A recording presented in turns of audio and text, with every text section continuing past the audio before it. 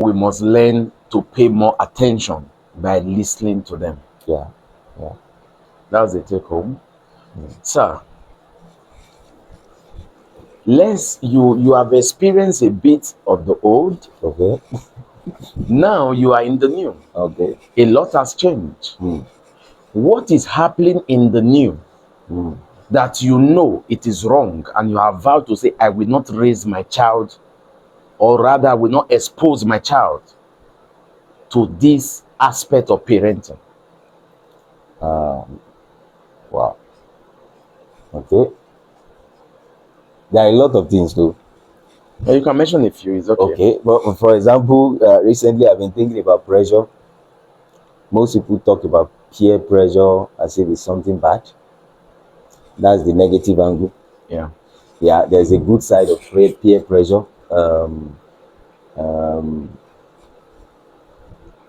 the question is, does this child know the right from wrong? Does he?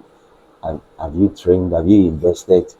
Because exposure is in different levels and they are of different types. But whether we like it or not, they will be exposed.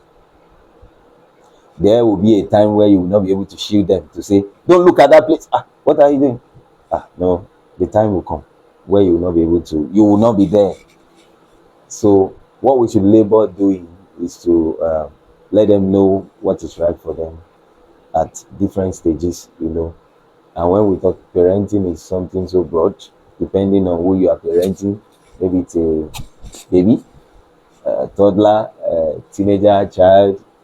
All of them have different approaches. For example, one may just say, I met a man in Abuja when we went for summit in Northern region, and he was telling me that at the time, he got to a point, he didn't know his daughter again.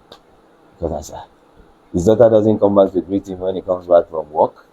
In the morning, just good morning. When they pray, it's as if she's praying alone. And she just go. He said, everybody have been talking, everybody, like, this is rude. You should deal with that. He's not beyond somebody you can flog. He said, no.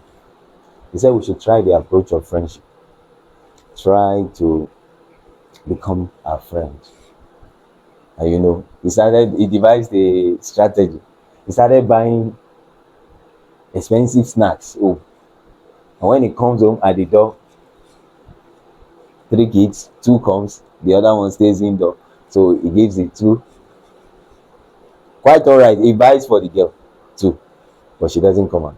So what he does is he'll just give the first one that comes, oh, good boy. Second one, oh, thank you. The third one, he'll keep it, give mommy her own, and just go inside.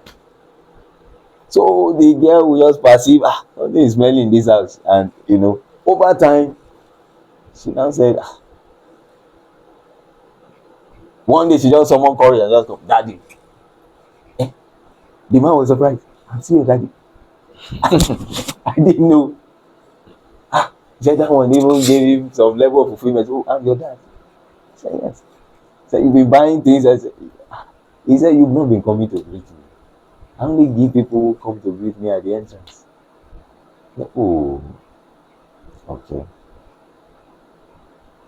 The following day like this, she came, she was the first person. She was already guiding everybody once the father was parking in the parking lot, say. And she came, just gave her a hug. So, I've been buying for you all this while. You were not coming out.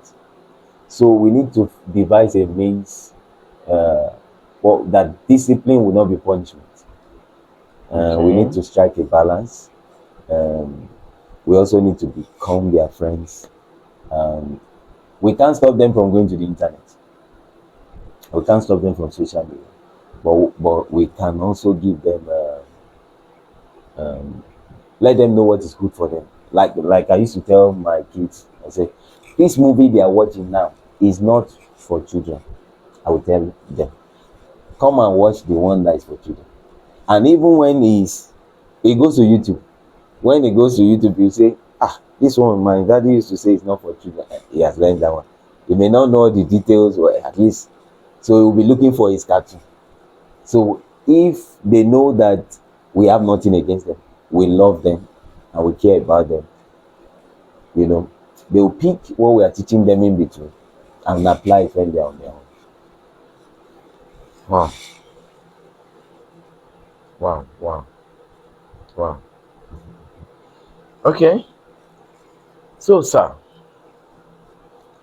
how do you strike a balance? Mm. You know, you said we need to get closer to children. Yeah. I want to make this personal now. Okay. You are a man of God. Okay. Your assignment require you traveling. Yeah.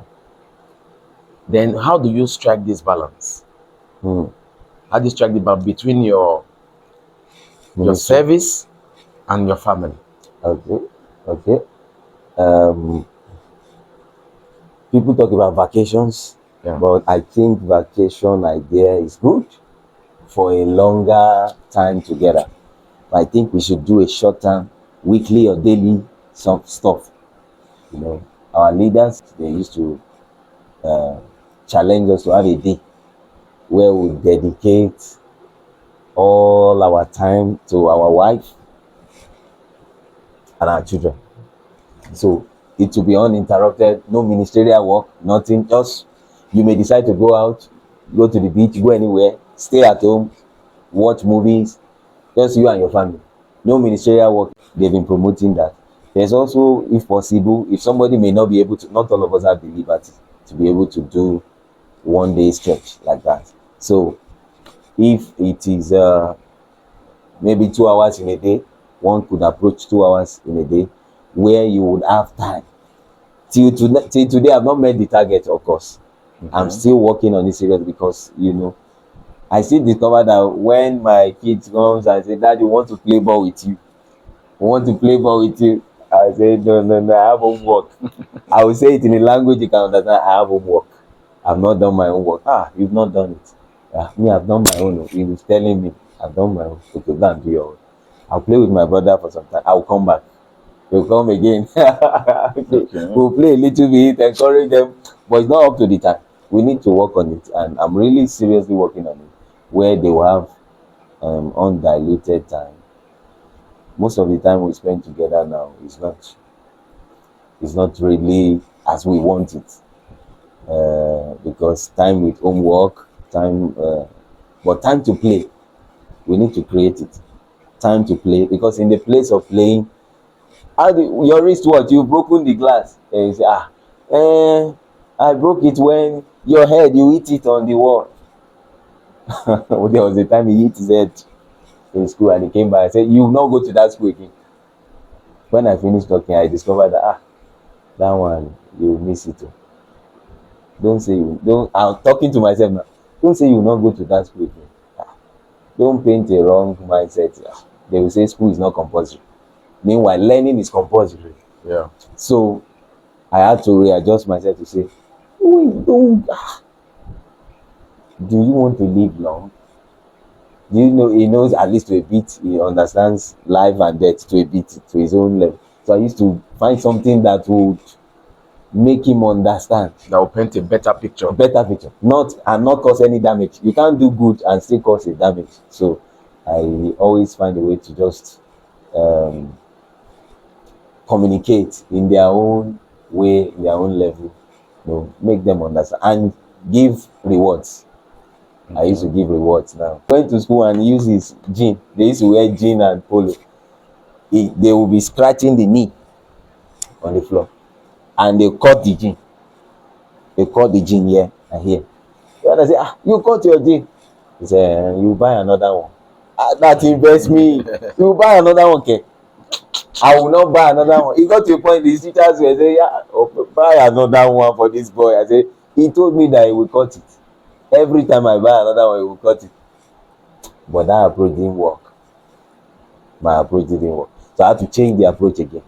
I say, I can't quite remember what I said, but I changed the approach, encouraged him. He was the one that now needed to be telling me that, "Look at my vein. It's neat. I didn't cut it." I said, "Clap for yourself." I pick something again, give him. And he started learning some things that way. So we need to, there are a lot of things that are already in us that we cannot impact them just as it is in us. We need to pick out the good and find a way to just engrace them with it in their own generation, because For example, we're talking about the vacation. We need to create time for them to watch their own cartoons, talk their own talk, play their own play, sing their own song. Let them teach you, the bond will start building from there till when they become teenagers.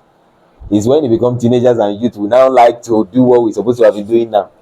So we need to work on it seriously. So which means across the stages of growth, they need to be guided. Yeah. So that we will not skip some areas and later face the consequences when they are fully grown. Sorry, sir. What you just said now made me remember there are some dangerous cartoons. There are some contents that are not good for them, even though they are cartoons. So we need to. There was a time I was telling him, he said he blew somebody in school. He said, they said both of you were blowing each other outside the class. He said, they told us not to blow each other in the class, and we went outside. Their teacher started laughing. He said it's not. That means they need to change their law. Yes. Because he obeyed the law. But that is within the class, but outside the class, he felt it was permissive. That's true. So I told him, superheroes that you used to tell me about, what do they do? He said they used to save lives. I said, can you blow somebody by saving lives? He said, no. But he also said another one. He said, but you can blow the enemy. So, but we just have to find a way to just keep track. To keep balancing. Yeah. Okay. So what would you say that has been the most difficult part that you have experienced when it comes to parenting?